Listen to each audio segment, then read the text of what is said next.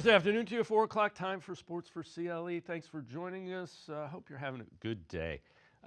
News from the NFL owners meeting coming out that the Browns owner, Jimmy Haslam, has told ESPN he is perplexed by the Browns' 3-10 record, but Kevin Stefanski and Andrew Berry are, quote, the right pieces in place relative to the quarterback position. We need to get through the season, and we will look at everything. That is from ESPN's Jeremy Fowler. Let's welcome in Casey Kinnamon, Orange and Brown Report, All Eyes on Cleveland podcast, Barking Browns podcast. Casey, so we're hearing that again from another source. It's been pretty consistent message through anybody who has sources back to the Browns and Jimmy Haslam. Yeah, if you look at the two different accounts, you get a kind of an endorsement of the figureheads, AB and Stefanski, and not so much of an endorsement on the quarterback of the future, which kind of lets you know where their mindset is going into these last 4 games, that, you know, the pieces that they think they have in place versus the things that are still up in the air, you know, and it's very different than it was a year ago when Watson was injured and they were still giving those endorsements that he was going to be the starter, that they were focused on his rehab and getting him back on the field. You're not hearing those same things this time around. So it shows you that a change is coming. And again, just in looking at it and just making an observation, the fact that Andrew Berry is staying reportedly, Kevin Stefanski is staying reportedly, tells me that what they have said relative to it being a group decision is true. If somebody was pounding the table and trying to convince the other parties in that, you might see somebody fall on a sword for Deshaun Watson. The fact that everybody's staying tells me all three of them, being Stefanski, Berry, and Haslam, agreed that going out and getting Deshaun Watson was the right thing. And remember, Stefanski reports to Haslam, Berry reports to Haslam. Yeah, for him to call the 3-10 season perplexing, but there not to be a scapegoat attached with that, kind of lets you know exactly what you said.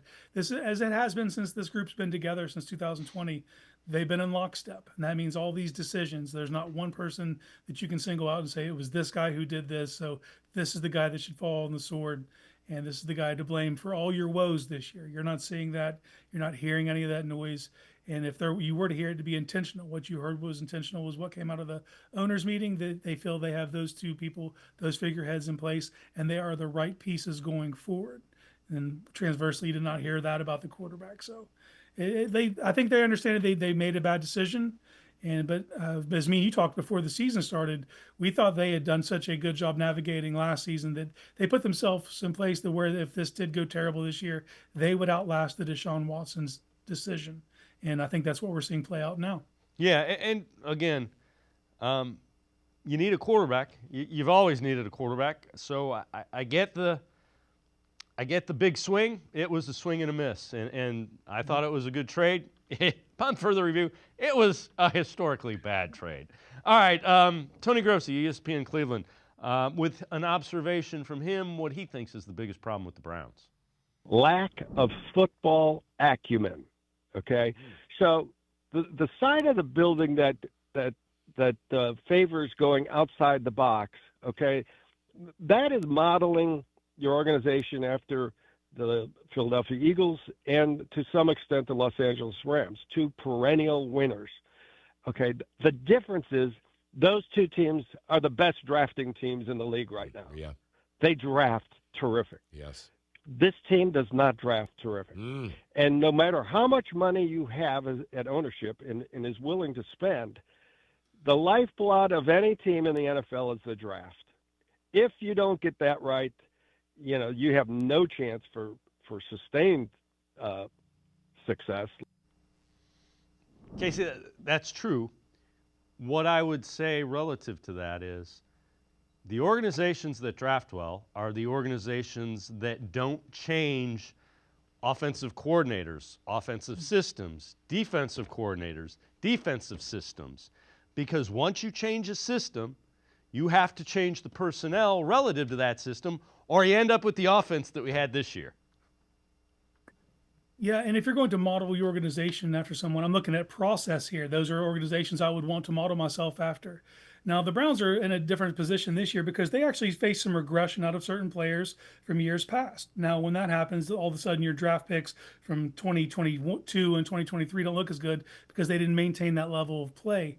So you have to factor that in. It's not that these were bad players. Like I fully expect Martin Emerson to bounce back next season.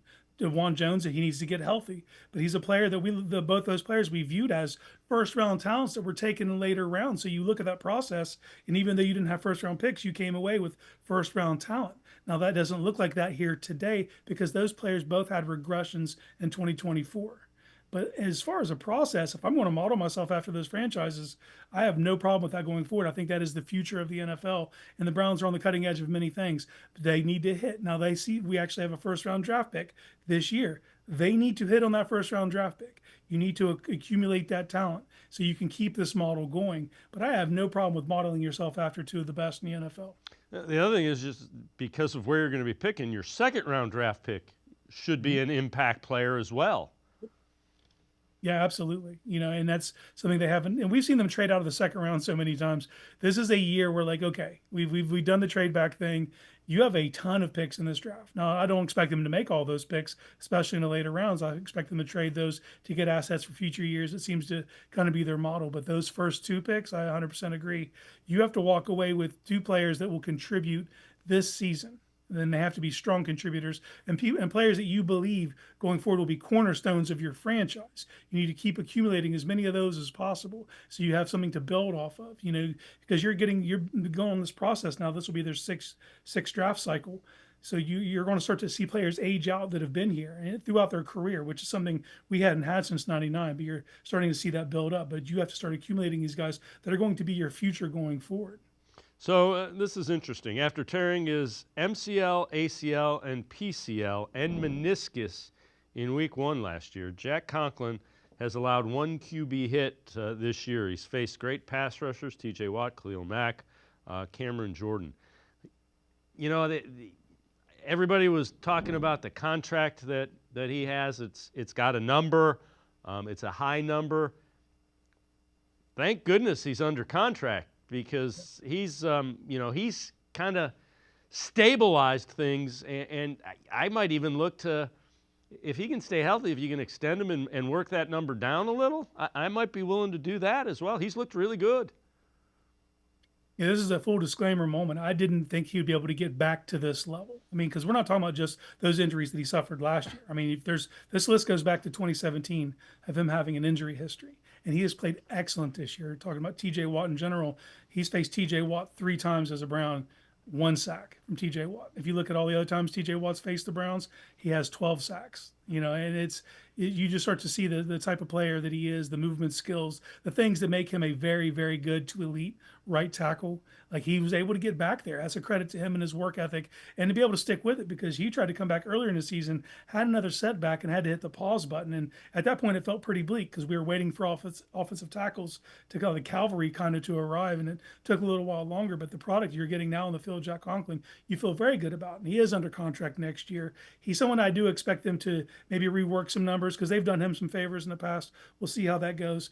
But the caveat is that injury history is real. Mm-hmm. So he is playing at a very high level. But because of that injury history, you have to have something behind him. Because as good as he's playing, there's no guarantee he's able to maintain that health, 2-3 more years. But his level of play has been excellent. And if you're just looking at the offensive line as a whole, you need to retool. That is something that has to happen. But if I look at the right side of the line, I don't feel bad. So it's from center to left tackle. That's where my mindset is going into this offseason, the draft, free agency. That's in my mind what you need to retool. But I think what you have on the right side is good enough for at least the next 2 to 3 seasons. Ken Dorsey, offensive coordinator, talks about the importance of maintaining a balance between the run and passing game with the offense.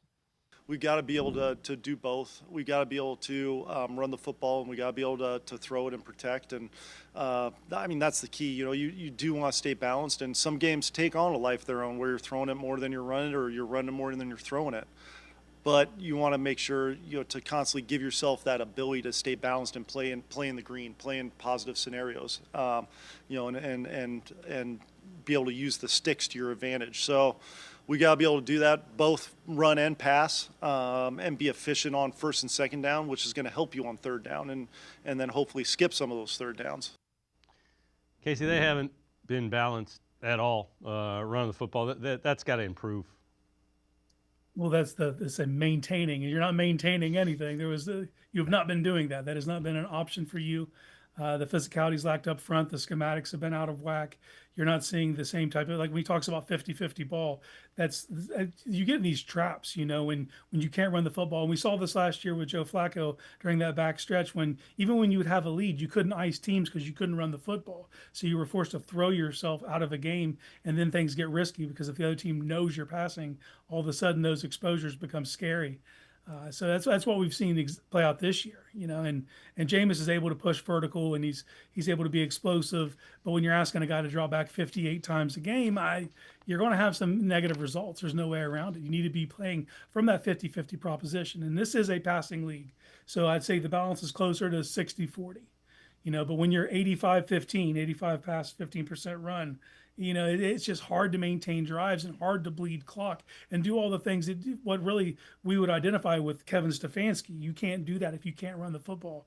And we saw glimpses of it in the second half last week where they would put together some chunk runs, but that was also when the other team was playing with a 2-touchdown lead, kind of pulling their guys back, playing the pass, so you were able to have success. You need to have that success from the first quarter on, and it needs to increase as the game goes forward. So that's just something we haven't seen in 2024.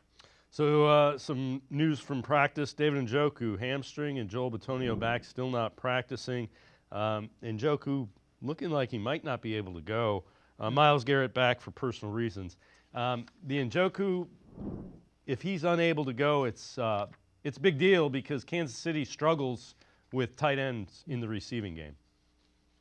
Yeah, and listen to Jameis yesterday in his presser. He spent a decent amount of time talking about Jordan Akins and the rapport they built during training camp, and it's just him talking about it that much leads you to believe that Dave's injury is a little more significant. I know Stefanski called it day to day. Hopefully today, I'm sure it was a limited participant, but hopefully he can build upon that, at least going towards the end of the weekend, and at least be available in a limited fashion on Sunday. Because if he's not out there at all of a sudden that position takes a huge dip because Akins can do some things in the passing game, as can Whiteheart. But they don't give you the physicality that David Njoku does. Like if you were to implement a running game, he's a guy who can contribute in that. And if you don't have that, then you're kind of showing your hand if you have a tight end who really can't contribute in that way and chip on guys like Karlaftis or Chris Jones. So not having David Njoku would be a huge blow for this team. Casey Kinnamon from the Orange and Brown Report to the All Eyes on Cleveland podcast, the Barking Browns podcast. Now I'm going to step aside, take a quick time out. We'll head to the voicemail of Truth and Reason when we return. Ted. Hi, Betty. Oh no, you wrapped yourself into a daze. Holidays. You need a break, so I got you Ohio Lotteries home for the holidays and Merry Money Scratch-Offs. You could win up to $500,000 or $1 million. Oh, thanks, hon. And they have games on the back. Has anybody seen my glasses?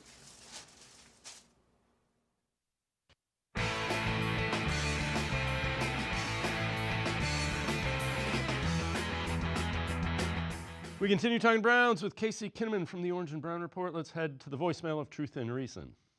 Guys, you talk about getting rid of the offensive guys, Dorsey and all these guys. Okay, why isn't our two-time Coach of the Year, the quarterback guru, this offensive mind, why does he keep getting off of this?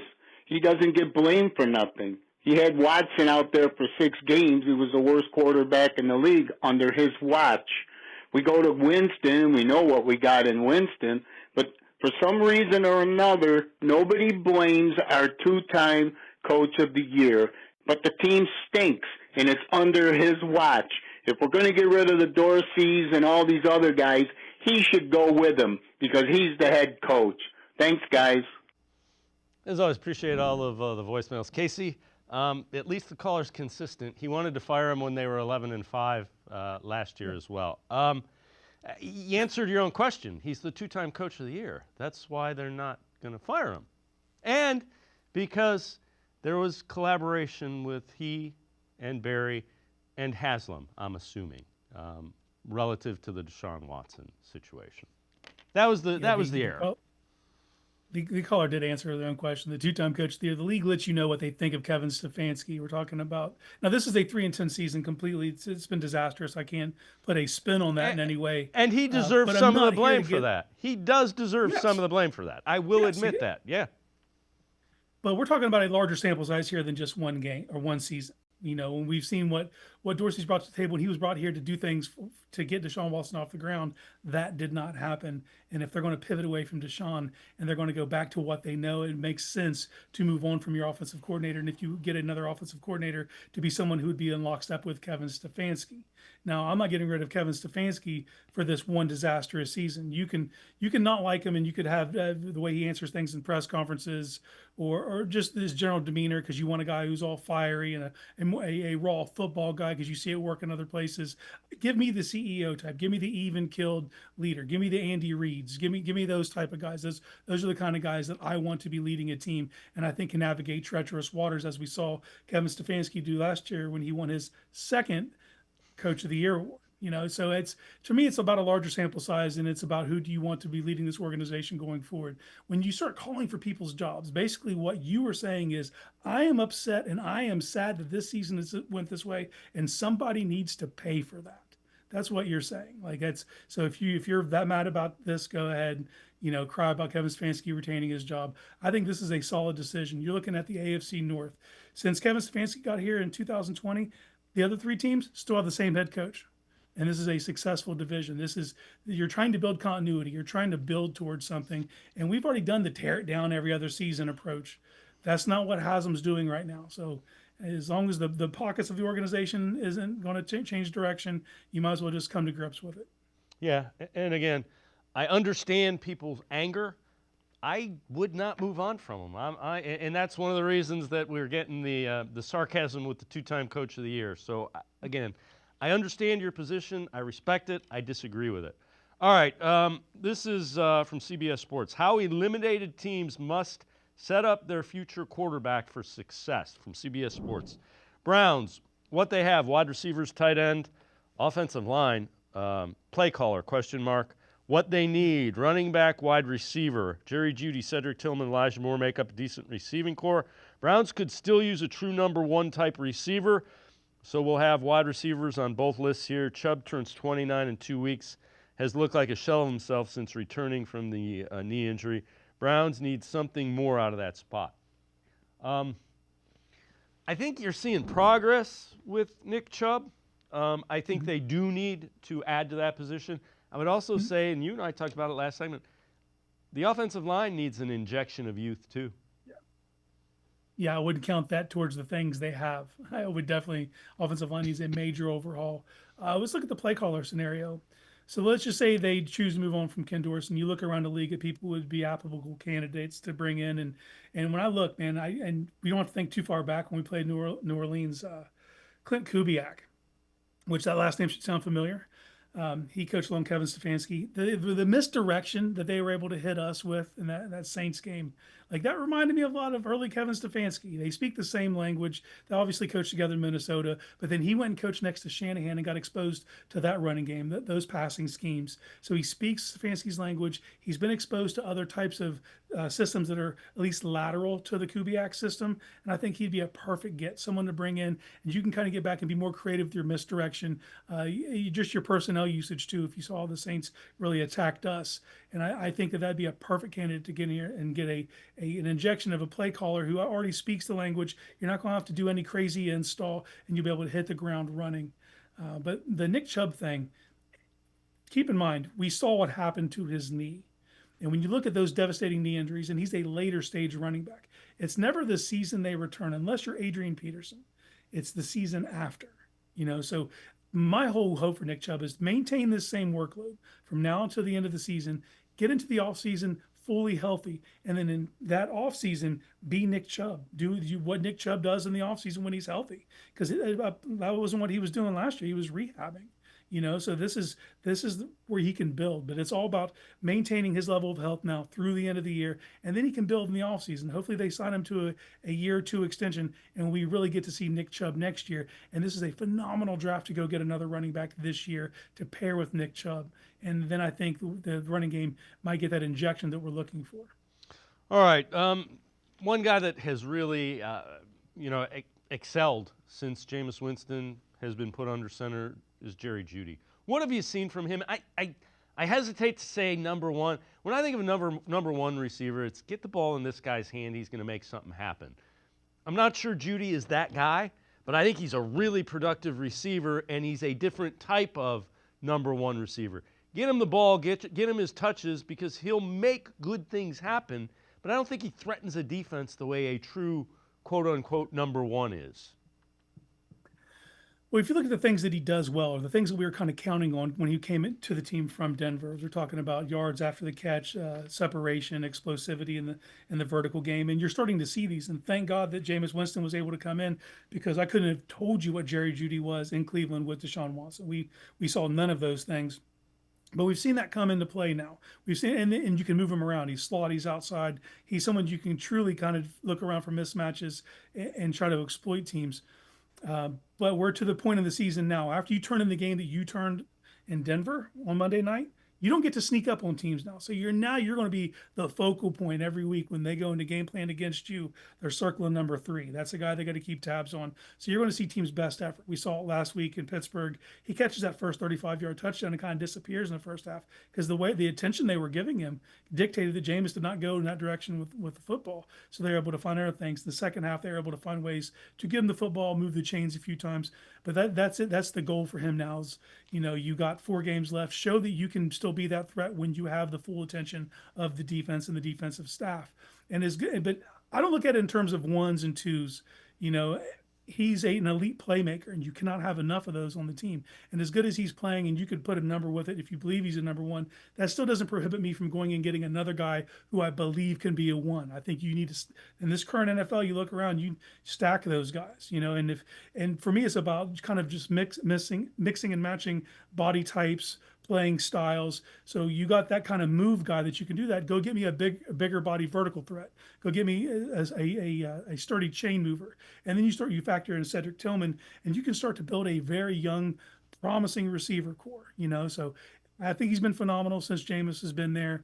But I don't, even if I view him as a 1, it doesn't stop me from bringing another guy in that was a 1. And you see the Browns had the same approach, because even when they had Jeudy, they were trying to get Ayuk. You know what I mean? So they have that mentality as well. And now they have a number 1 draft pick that is on the table to go get a guy who could be a dynamic field stretcher and do some of the things that Jeudy doesn't excel at. Or it could come during free agency, most likely be a trade, given how they move around here. But I'm excited about him. I just want to see more and see if he can do that when everyone knows he is the guy in Cleveland now. Casey Kinnamon and I are going to step aside, take one more time out. We'll continue talking Browns. Sports4CLE. We'll be right back. Come back to go forward. Back to learning new things. Back to pursuing your dreams. Tri-C has flexible learning options to fit your life. And every year, more than 1,000 local companies provide Tri-C students with real-world learning. The right education can boost your lifetime earning power by hundreds of thousands of dollars. Start now with a college education you can afford. Tri-C, where futures begin.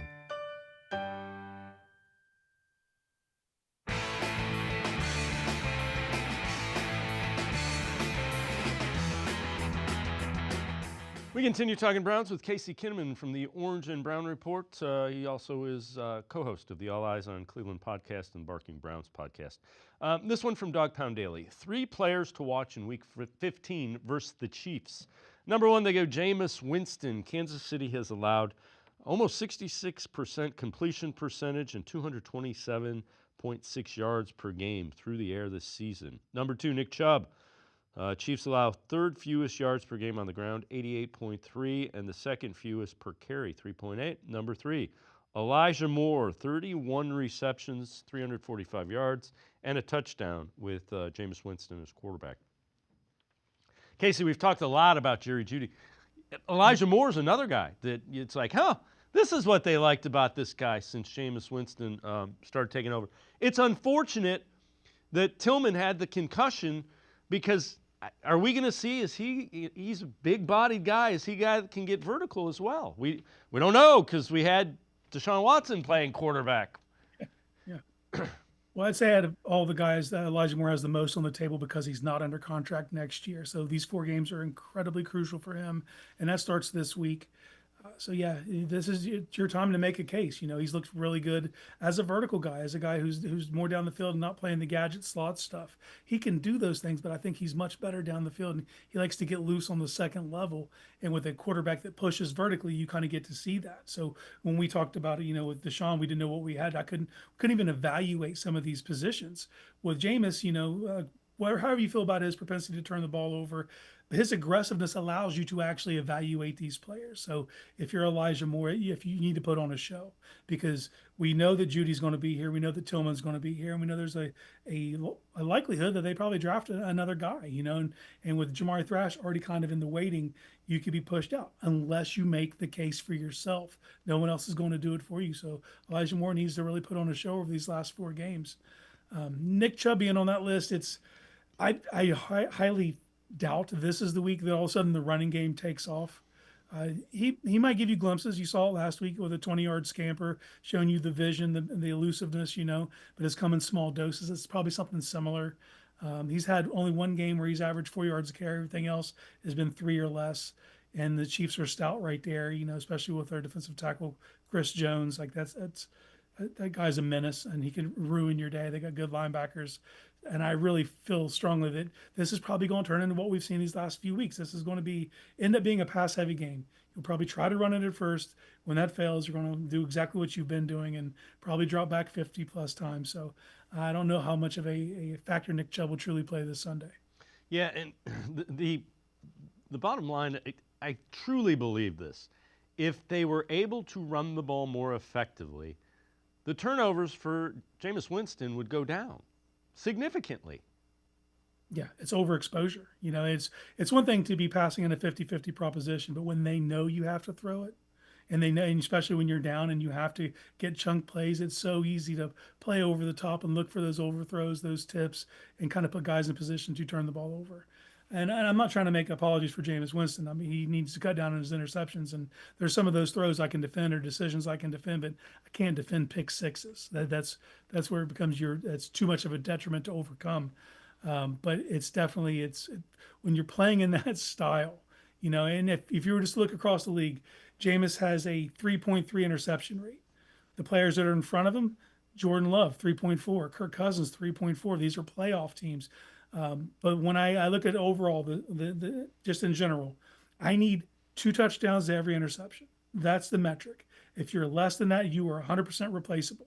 3-1 is elite, you know, but 2-1, you can win games, and you see it across the league. Even people pining for Baker Mayfield, he's throwing 3% of his throws get intercepted. You know, but the difference is those guys aren't dropping back 60 times a game. You know, when you start getting that territory, you're going to start to rack up those picks. So it's about playing even. And if you can run the football and make things look like the runs, even when their passes, those play actions hit better, and you're able to gash teams. But when they know you're going to throw the ball and you have to draw back 60 times just to keep yourself in the game, those mistakes are going to go. All right, so some news for a former Browns head coach, not Bill Belichick. He took the job at North Carolina. His first addition to his coaching staff at North Carolina is former Browns head coach, interim head coach at North Carolina, Freddie Kitchens. So it's kind of interesting. The two do have some parallels, are familiar with each other. So good for Freddie. He is part of Bill Belichick's staff with the University of North Carolina. Let's go, Freddie. I can't imagine behind closed doors what those conversations are like between those two individuals. That is phenomenal. And when we were talking about it a little before the show, like I know that Freddie broke into the NFL under Bill Parcells, and obviously Parcells is a mentor to Bill, so I'm sure that has something to do with their relationship. But that was a very interesting hire, and I know he's been with the program. So when Bill was looking at tapes and looking at the personnel and the coaching decisions from this past season, he must have saw something in Freddie that thought he'd like to keep him around. So it'll be entertaining. And I'm gonna start calling this chapter of Belichick's career. This is Chapel Bill. That's what this is going forward. Well, good for him, good for Freddie. It'll be interesting to see. You know, they're going to have a lot of NFL guys. Mike Lombardi is reportedly the GM there, so there will be a Cleveland flavor to the University of North Carolina as well. Casey Kinnamon, as always, great stuff. Appreciate the time and the insight. Thanks very much. Anytime, Dave. Thanks for having me. Casey Kinnamon, make sure you check him out. Writes for the Orange and Brown Report, co-host of the All Eyes on Cleveland podcast and the Barking Browns podcast as well. We're just upside. Take a quick time out. We continue talking Browns. Damon Wolfe from Dawgs by Nature, straight ahead.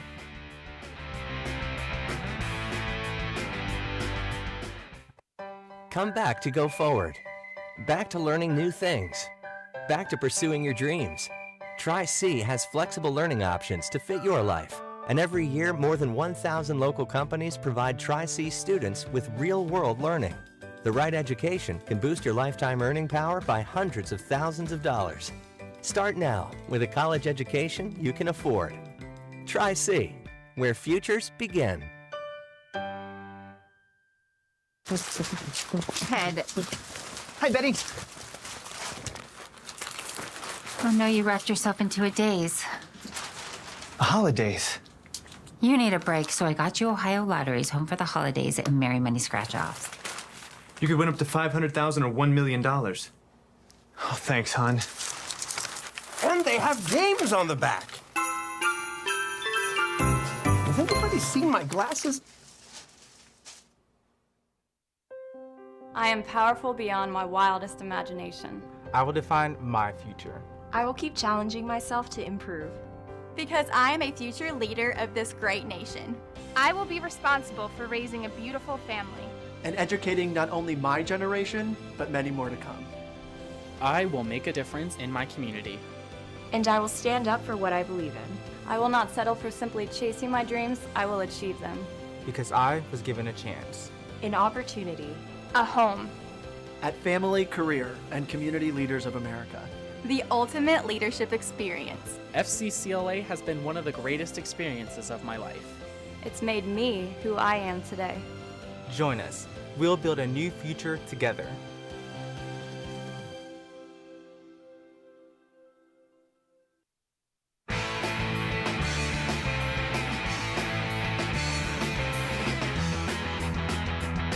We continue talking Browns on Sports4CLE. Greg Newsome, cornerback, was placed on injured reserve earlier this week. Season is over. It means some of the younger cornerbacks, guys like Cameron Mitchell, will get the opportunity to play quite a bit down the stretch. Jim Schwartz on what he has seen from Mitchell.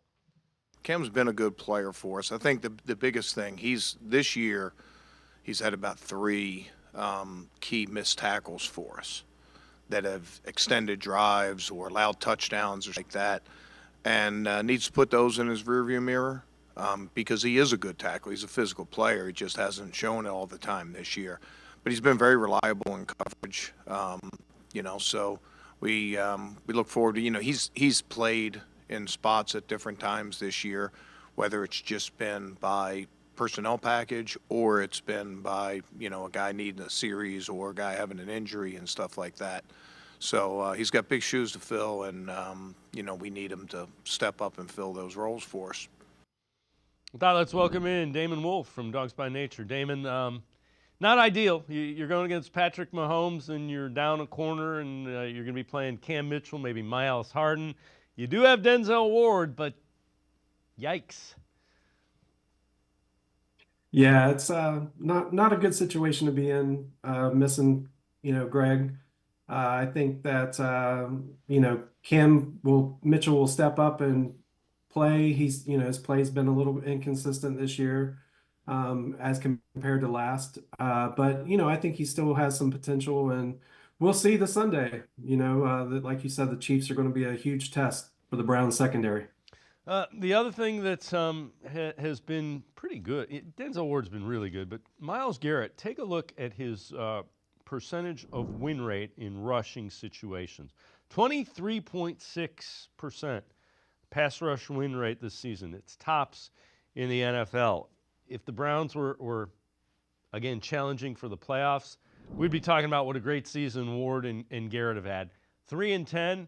Those two performances have kind of got lost because the team's losing. Yeah, it really is a shame that they're, both having great years. I think that this is the best season that Denzel has put together from a performance standpoint. And, Miles, he's just, otherworldly in his performance. And I don't know that we truly, really appreciate just how great he is. The pass rush win rate and all the metrics that he has posted has been really impressive this year. It's just that teams do so much to try to counter him, and they direct their whole offense and their whole game plan around Myles Garrett. So that's why some of the production isn't there. But as far as like sack numbers, but anybody who watches tape every week knows exactly how good 95 is. Yeah, and he's getting double teamed, he's getting chipped, he's getting all those things pretty much every down. This one's from The Athletic. It's the NFL Power Rankings, each team's breakout player from this season. They go Lions 1, Eagles 2, Vikings 3. They have the Browns down at 25, so bottom 7. Browns breakout player Jameis Winston, 4th in passing yards, almost 1,900, 8th in passing touchdowns, 12 since taking over as the starter for Watson in Week 8. He is also 1st in interceptions with 9 during that span. And again, it's a struggle for the Browns to kind of evaluate Jameis Winston. He's doing some great things. The wide receivers all look better with him, but you can't turn the ball over.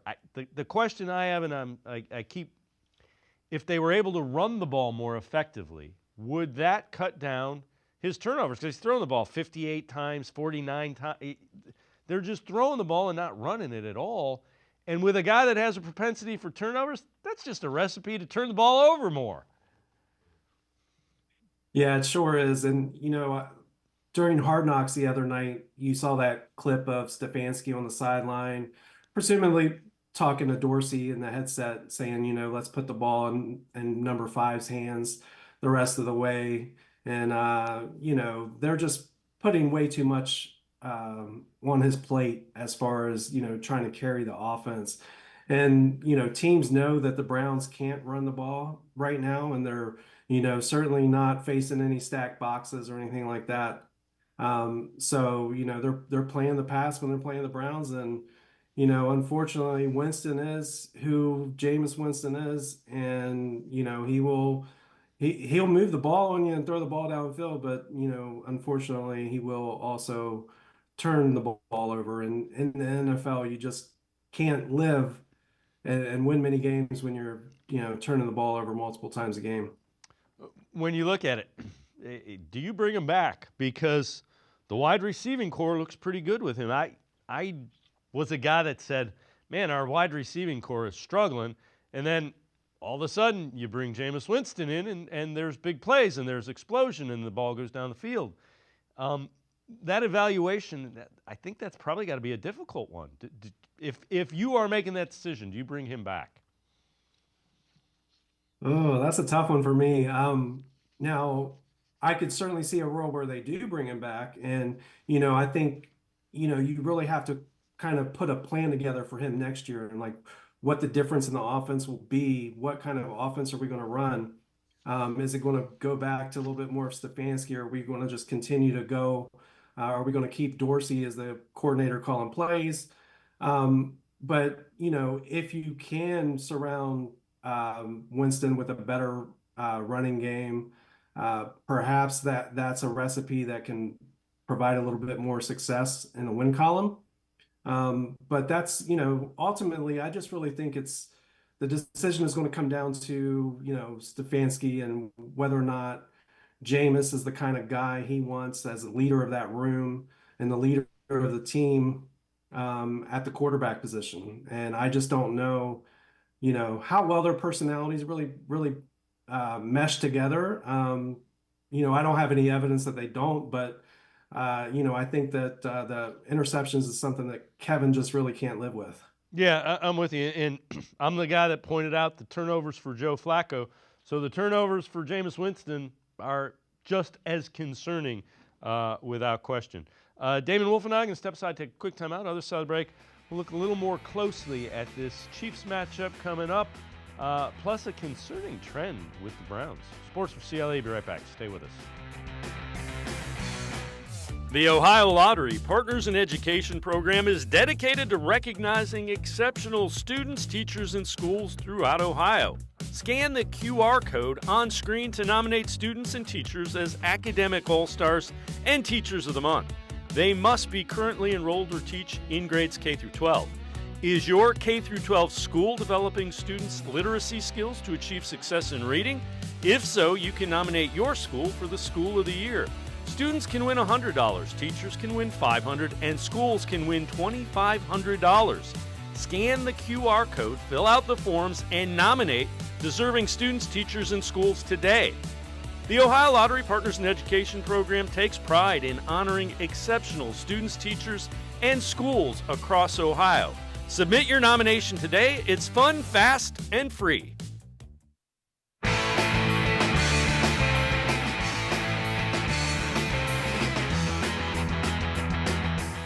We continue talking Browns with Damon Wolfe from Dawgs by Nature. This is from PFF. NFL grades and data every Week 15 game. Patrick Mahomes, 90.1 passing grade on third down this season is the highest among all quarterbacks. His 148 dropbacks have he hasn't produced a turnover-worthy play, which is the best in the league, and we know the Browns struggle on third downs defensively. Denzel Ward has played disruptive coverage all season with 17 forced incompletions, leading all players. Also marks single-season high for the Browns' seventh-year corner. So kind of going back to what we had talked about earlier, Damon, Denzel Ward's playing really well, and it's getting overlooked. But Patrick Mahomes, that third down, his grade and his rating and what he does, man, that concerns me coming up for Sunday. Yeah, he's a special player, and they just seem to get enough on those downs to keep drives alive, and it's the scramble, getting out of structure, making things happen that really helps enable them to all their success, and that's why he's the best playmaker at the quarterback position in the league. All right, this is NFL quarterback rankings for Week 15 by Sports Illustrated. They go Joe Burrow 1, Josh Allen 2, Lamar Jackson 3, and Mahomes is 4. 26 is where they put Jameis Winston. While most quarterbacks are trying to minimize errors at all cost, Winston puts everything on the table every play. 6 starts, Winston has endured 3 games of multiple interceptions, including a game against the Broncos where he threw for more than 500 yards and also had 2 pick sixes.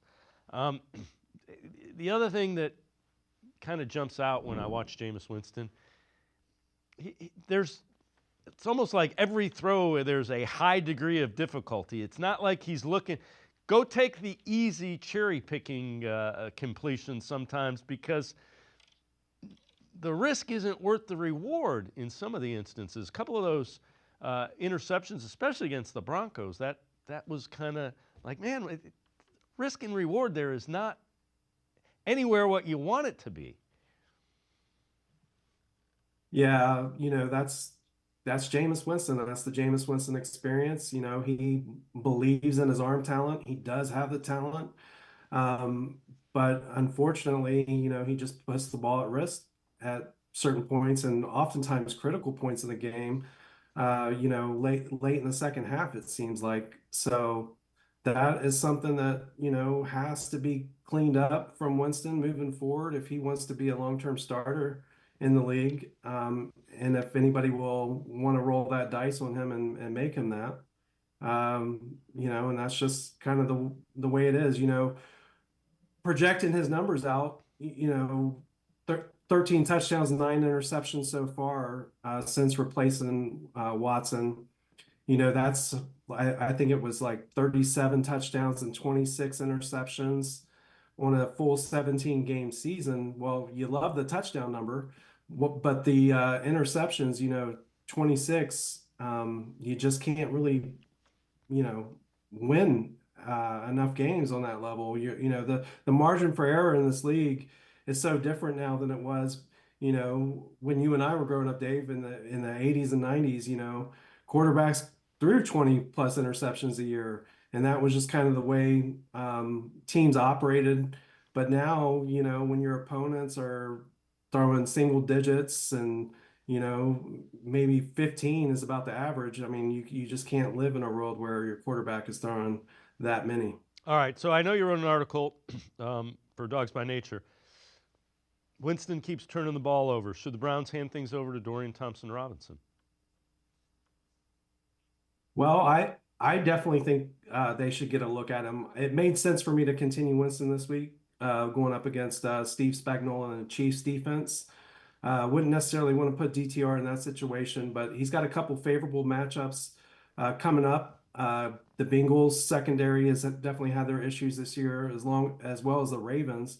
So I think if we could get a final 3 games to kind of take a look at Thompson Robinson and see what he can offer. And I'm not saying that he can, is going to prohibit anybody from drafting a quarterback of the future, next year. But maybe he can be just a kind of part of the solution, part of the floor to the quarterback room. And it doesn't even necessarily mean if you start Thompson Robinson for 3 games, it doesn't mean that we can't, bring back Jameis Winston as a starter for next year. We know what Jameis Winston is at this point. His last year in Tampa Bay threw 33 touchdowns and 30 interceptions. I just, gave you those numbers, what they would project out to this year. So very, very similar. He hasn't grown in that area. So, why not just see what you have in Thompson Robinson, see what he can give you. It's not only the threat on the ground, but, he's also got some arm talent as well. And I would like to see it. All right, this is kind of interesting as well. So this is from the football database. Most NFL penalties this season. Most penalized team in the league is actually the Baltimore Ravens. 105 penalties, 885 yards. Titans are 2, Jets are 3, Seahawks are 4, and the Browns are 5th. 96 penalties, 725 yards. The other thing is they're also -9 in the turnover ratio. Turnovers, penalties usually equals bad football team in my mind. Yeah, those two things drive coaches crazy, and it's got to be driving the Brown staff crazy. It has all season, but last week's game against Pittsburgh was kind of a microcosm of the entire season. The penalties resurfaced, and the ones that are so frustrating aren't necessarily the ones where post snap, but the ones that are pre-snap where guys just have a lack of focus and not getting set and those kinds of things really just are kind of maddening. All right, before I let you go, what are you paying attention to against Chiefs? Obviously, you'd love to beat them. Don't know if that's how realistic that is. What are you paying attention to? Yeah, I think the Browns will come out and put together a pretty good effort. I expect them to anyway. I think that a lot of the locker room should look at this as an opportunity to remind everybody that they are a talented football team, a talented group. They're going against the best team in football. So I think they'll want to put their best performance out there. I will watch for, number one, the pass rush that the Browns can get. I think that's going to be very key. If Miles can get home, the Chiefs have had issues at left tackle this season, so I expect Miles to be, poised to have a big game if he can get home and get to Mahomes. And that secondary has to hold up on the, on the other side. As far as on the ground game, I expect the Chiefs to really try to run the ball. The Browns have been poor at tackling. Last week they showed that, and they have 2 physical runners in Pacheco and Kareem Hunt that I think they will really just try to grind the game out. It might be an ugly game and might be close as well. Damon Wolfe, as always, appreciate the time and the insight. Thanks very much, Damon. Dave, thanks. Anytime, man. Damon, Wolfe, make sure you check him out. Dawgs by Nature, very good Browns coverage, very insightful. We're going to step aside, take a quick time out. We turn our attention to the Cavaliers. Sam Amico from hoopswire.com, Full Court Cleveland. Straight ahead on Sports4CLE. Stay with us. Head. Hi, Betty. Oh no, you wrapped yourself into a daze. Holidays.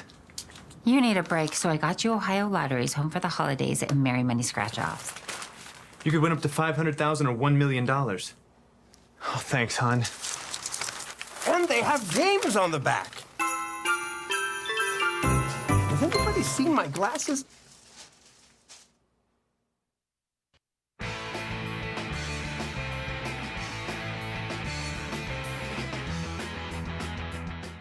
We turn our attention to the Cavaliers, still one of the best records in all of basketball. Had some time off, getting ready to face the Wizards tomorrow, Friday. Report card grades for every NBA team so far this season. This is from the Bleacher Report. For the Cavs, they go A+. Even the most hopeful Cavs fans could not have envisioned this team sustaining a 69-win pace through the season's quarter pole. Just about everything is going right on the floor. Core 4 looks good together, and when staggered, both Evan Mobley, Darius Garland have gotten even better. Reserves like Karis LeVert, Ty Jerome, and even George Niang are killing it. Isaac Okoro has increased his regular season shooting stock as well when healthy. Let's welcome in Sam Amico, hoopswire.com, co-host of Full Court Cleveland. Sam, at what point in time, I've asked you this before, when do we say it's still early? Because 25% of the season's done now. Yeah, Kenny Atkinson actually addressed that and said, we're getting to the point now where we have to start believing that this is real and that we are going to continue to shoot the basketball this well and that we are going to continue to win games and win tough games. So, yeah, I mean, unless something totally somehow, some way falls off the tracks, this is probably your 24-25 Cleveland Cavaliers. And that's great news. And it's not just because of, kind of things working or falling in their favor and staying relatively healthy. Star players have been healthy for the most part. It's really about, and I hate to say it because it's cliche, but it's really about the system and the way that they are moving the basketball and getting open looks. Donovan Mitchell said it the other night that, we're really, really tough to defend regardless of who's on the floor because of the style that we play.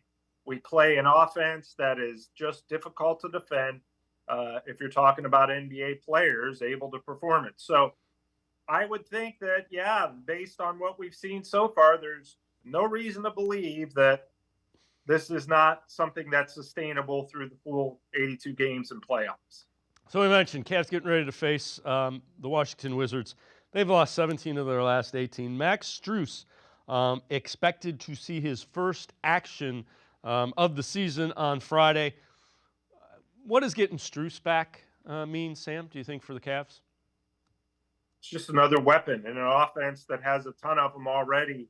You talk about how the ball moves and guys are hitting open shots and getting open looks. We'll be able to see a guy who's, a shooter like Max Strus, another shooter in this offense. As Kenny Atkinson said, it's like getting a first-round draft pick. All of a sudden you're bringing in this guy who is – the only difference between him and a first-round pick is he's proven. He's played in big playoff games. He's shown you what he can do in terms of making shots and really playing with energy and intensity and defense. We know what Max Strus brings. So it really is a good problem to have in the sense that, you're getting another guy here who is really should be a really good fit, who helps a team that already leads the league in three-point percentage. You're bringing in another three-point shooter, a veteran three-point shooter. So you would think the sky's the limit with adding him. The only issue you have is, okay, whose minutes are getting cut out here? And you've got you've still got 60 games to figure that out and your rotation and all that before the playoffs get here. What's impressed you the most about the Cavs in the first 24, 25 games? Yeah, I think just their togetherness. Again, another cliche there, Dave, but it really is. They're very connected. They're very selfless.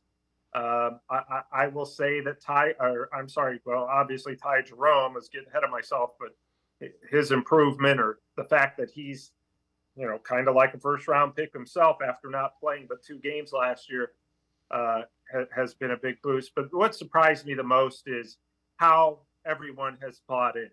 You talk to Jared Allen and Darius Garland. Jared Allen said, when Kenny Atkinson showed up with this offense first couple of weeks of training camp, I had no idea what we were supposed to be doing, and Darius Garland said, I didn't even like it because I thought I'll never learn this.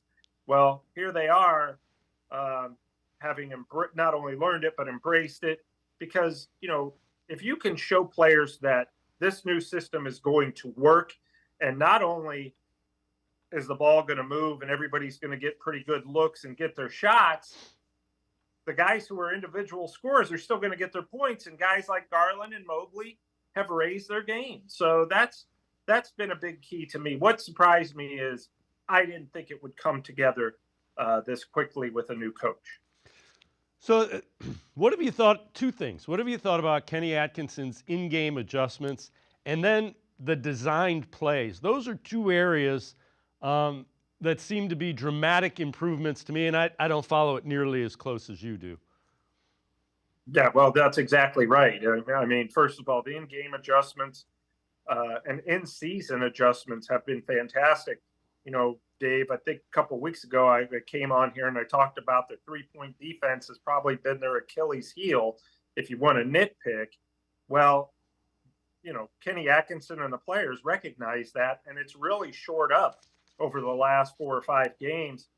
They've done a much better job of defending the 3-point line and not really selling out on opposing teams' drives. When somebody else drives to the basket, the opposing point guard, for instance, the entire defense would collapse, and then all of a sudden there's 3 guys open around the perimeter. Well, now they're not collapsing as much. They're leaving it more up to either a zone or each individual defender doing their job. So there's an example of an in-season adjustment, and they will deal with that in games as well. You'll see Kenny Atkinson call timeouts. Most of the timeouts that he feels like, okay, we got to shore things up, are usually at the defensive end. Offensively, they're pretty much a well-oiled machine. If they get away from that for a minute, it doesn't last long. So it's usually the defense that Kenny Atkinson has showed, he has the player's ear and can make those adjustments within the game. As far as the overall, game plan and strategy and set plays, those are things that they've really evolved in not just the pace department with Evan Mobley grabbing the rebound and acting as the point forward and bringing it up, kind of like Draymond Green at Golden State, but in their half-court sets, we've seen guys like Mobley, Darius Garland, and the George Niangs, Karis LeVerts, Isaac Okoros, and Dean Wades of the world becoming more comfortable in those half-court sets and becoming more active. Before this season, for instance, Sam Merrill, we would say he's just a shooter. Well, now he's doing everything, setting screens, rolling to the basket. He's doing everything, and everybody's doing that. So I think that's been a very clear difference and improvement. All right, this is from ESPN.com. NBA Power Rankings, each team's biggest issue. They have the Celtics 1, the Cavs 2, and the Thunder 3. Cavs' biggest issue, free throw attempts per game. To be fair, the only issue a healthy team with a 21-4 record can have is that it must wait 4 months for the playoffs. However, ranking 26 free throw attempts with 20.6 per game is at least mildly concerning for a few reasons. It could mean Cleveland doesn't attack the paint enough, it doesn't get a good whistle, or both, combo that can make postseason success more elusive. You're nitpicking. If free throw attempts is your biggest issue, you're having a pretty good year. Yeah, then they don't take very many free throws. That's really true, but that's because of the offense. It's the style they play, and while they probably want to attack the basket a little bit more, they're a perimeter-oriented and mid-range opportunity team, and you don't get a lot of foul calls in those positions because defenders aren't leaping up while you're at the basket and fouling you. So it does make sense that they don't get a lot of free throws. I'm sure that's something that they're going to address and maybe have addressed already, is that we need to attack the basket a little more. I know that they believe, and I probably believe in some of these games, we're not getting the calls at the basket. The Darius Garlands, Karis LeVerts, the guards who are really attacking around the hoop just don't seem to be getting the calls. I don't know why that is. But I think, you're nitpicking if you're saying free throws isn't enough.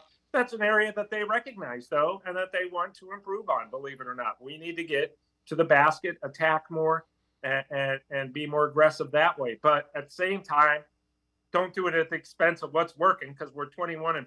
So I think that they realize, you got to pick your spots and stick with your strengths. So there's a lot of that when it comes to free throw shooting. And I agree. The toughest thing right now is you wish the playoffs could start tomorrow, because they're close to at the top of their game. But, I talked to a scout the other day, Dave, who said they can still get better, and I bet they do. Sam Amico, as always, great stuff. Appreciate the time and the insight. Thanks very much, Sam. All right, Dave, thanks so much for having me. We will talk to you soon. Sounds good. Sam Amico, make sure you check him out. Hoopswire.com, as well as Full Court Cleveland. Really good Cavs stuff, as well as entire coverage of the NBA. It's going to do it for this edition of Sports for CLE. No show tomorrow. We will see you back here Monday at 4 o'clock on Sports for CLE.